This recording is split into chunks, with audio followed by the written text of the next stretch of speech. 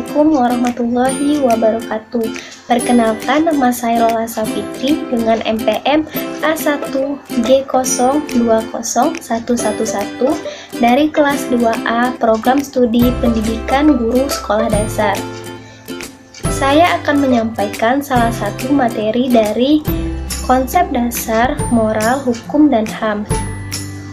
Materi yang akan saya sampaikan kali ini yaitu tentang hukum dalam arti tata hukum. Sebelumnya, apa sih yang dimaksud dengan tata dan apa yang dimaksud dengan hukum? Tata adalah susunan, aturan, atau cara menyusun sistem. Sedangkan hukum adalah peraturan atau adat yang secara resmi dianggap mengikat dan ditegakkan oleh pemerintah atau penguasa. Hukum dalam arti tata hukum dapat didefinisikan sebagai kumpulan asas dan kaidah hukum yang sedang berlaku dan mengikat secara umum dan juga khusus yang ditegakkan oleh pemerintah atau pengadilan di dalam negara Indonesia. Hukum ini disebut juga dengan hukum positif. Hukum positif terbagi menjadi dua, yaitu ius constituendum dan juga ius constitutum. Ius constitutum adalah hukum positif yang berlaku pada saat ini yang diterapkan pada masyarakat tertentu dan ditegakkan oleh pemerintah atau pengadilan di dalam negara Indonesia. Sedangkan ius constituendum adalah hukum positif yang diharapkan dapat berlaku pada masa yang akan datang. Tata hukum ini mengatur segala aspek kepentingan masyarakat, baik itu kepentingan individu atau hukum privat maupun kepentingan terhadap negara atau hukum publik. Hukum privat dan hukum publik ini terjelma di berbagai tingkatan, batasan, dan kekuatan yang berbeda. Hukum dalam arti tata hukum keberadaannya dipergunakan untuk mengatur tata tertib masyarakat dan berbentuk hierarkis. Kemudian, tata hukum Indonesia.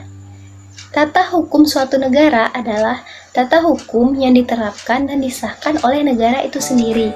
Jadi, tata hukum Indonesia adalah tata hukum yang diterapkan dan ditegakkan oleh pemerintah Indonesia.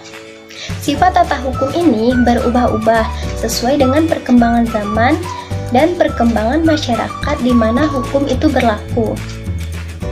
Oleh karena itu, aturan-aturan di dalamnya juga berubah sesuai dengan keinginan masyarakat.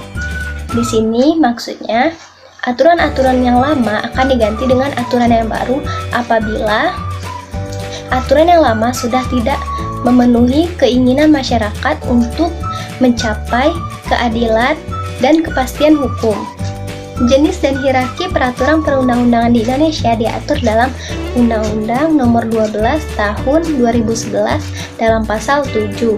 Dengan peraturan yang tertinggi ada Undang-Undang Dasar Negara Republik Indonesia tahun 1945.